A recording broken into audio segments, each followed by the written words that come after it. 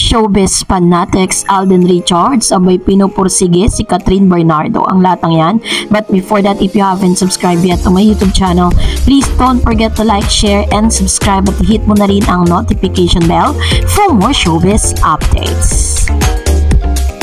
Of course, bago tayo magpatuloy, nais ko po muna magpasalamat sa lahat po ng mga legit viewers, subscribers at legit lover cards po natin na lagi nag-aabang at umaantabay sa lahat ng ating mga updates. Maraming salamat po sa inyong panunood. Bago ang lahat, naglabas ng isang statement si Catherine Bernardo patungkol sa mga balita at sa mga naging pahayag ni Miss Christy Fermin patungkol sa kanyang pagwawalwal. Sabi niya, minsan natawa na lang ako talaga sa mga sinasabi ng iba. 27 years old na po ako, bawal pa rin po ba ako mag-post ng pictures na nakabikini at umiinom ng alak? Sabi niya sa kanyang statement na dapat daw ba ay puro gatas pa rin ang kanyang iniinom? Sinabi niya na dapat daw ba ay sa edad kong ito dapat ba ay gatas pa rin ang aking iniinom. So kinasabi kasi na parang nagre-rebelde daw di umano si Catherine sa kanya pong sa hiwalayan nila ni Daniel. So at itong pag-usapan po natin ito, no. Ito po yung ilan sa mga kumakalat na balita ngayon patungkol kay Alden Richards at kay Miss Catherine Bernardo. According po sa ilang news, si Alden Richards di umano ay tinabla ang lahat ng movie niya na naka-line up para kay Catherine Bernardo. Nang mag-break sina Daniel Padilla at Catherine Bernardo, parang biglang nadawit ang pangalan ni Alden Richards dahil sa ilang mga fans na nagsiship bigla kina Catherine at Alden. Pero malinaw naman na walang kinalaman si Alden Richards sa relasyon ng dalawa. In fact, ayaw nga nang mag-comment man lang ng anuman tungkol dito. Kasabay rin nito, may mga clamor na sana raw magkaroon ng part 2 ang Hello Love Goodbye at magkasama silang muli ni Catherine. Positibo naman itong tinitignan ni Alden. Sabi nga niya, ako naman po, of course, Hello Love Goodbye naman po, we made history. Iba rin po ang clamor ng mga nakakapanood for part 2. Sabi niya, ako po ready naman po ako anytime. Yun nga pong sinabi ko kay Direk Cathy Garcia Sampana. Sabi ko, Direk, nakapag-set kayo ng part 2, ika-cancel ko muna lahat ng schedules. But then again, they really up to Star Cinema dahil sila po ang producer and they own the rights of the film. Nakausap ng media si Alden sa kanyang Thanksgiving party na sinimulan sa pamamagitan ng isang Thanksgiving Mass. Sa bagong negosyo ni Alden ngayon, ang Stardust Bar na matatagpuan sa Jupiter Street, Makati ito ginanap. Sinorpresa rin ni Alden na may bago na pala siyang negosyo. Na itanong tuloy kay Alden kung pinag-isipan daw niya ba ang bagong negosyo dahil minsan na rin siyang na-scam. Sabi naman niya, yun po kasi wala pong tangible asset doon or thing na makikita. More on investment lang siya. Doon tayo medyo na since pandemic naman po yun, ang naging waste, ang sobrang na-hype siya during that time.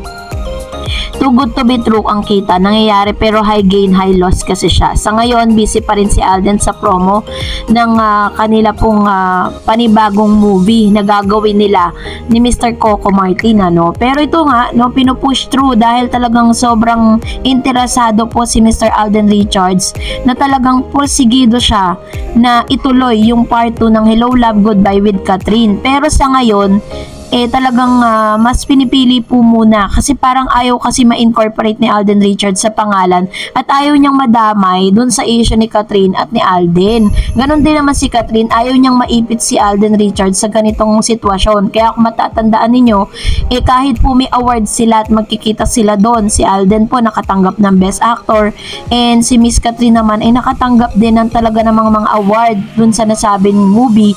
Nagpadala lang po ng representative itong si Catherine to get the award.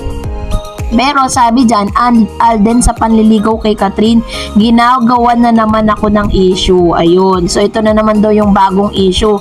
Kinakalat kasi ng mga chika na nanliligaw daw di umano ang Asia Multimedia star na si Alden Richards kay Catherine Bernardo matapos makipaghiwalay kay Daniel Padilla. Which is ang sagwa naman, diba?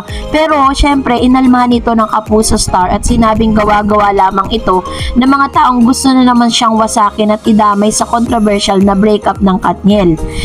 And base po dun sa isang interview ni Alden kasamang ilang pang miyembro ng entertainment media sa pang-Thanksgiving niya sa pagdiriwang ng 13th anniversary sa showbiz, ginanap sa Starbucks Restaurant Jupiter Street. Sabi niya na super thankful ang binata sa lahat ng mga blessing na natanggap niya sa loob ng 13 years na pananatili niya sa entertainment industry.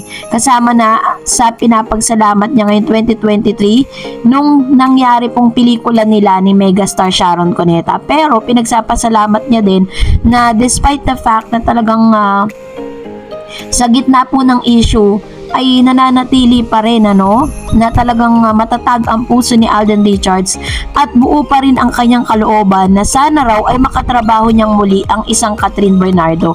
Kasi during the times of Hello Love Goodbye, mas kita naman talaga natin na Miss Sparks, may chemistry ang Alden at Catherine Bernardo. Kaya nga po yung kanilang movie ay kinonsider as the most high top grossing film of the year na ngayon ay napalitan na ni Miss Marian Rivera.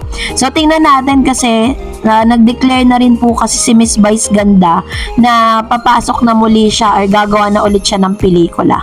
So ngayon magbasa tayo ng inyong mga komento. Unang komento ni Silvia Bernardas, anong pakialam natin kung nagbenta sila ng property, sila ang may-ari at magdesisyon kung anong gagawin nila Carla at Daniel Padilla. Hindi naman tayo bibigyan ng pera galing sa bentahan. Ay true.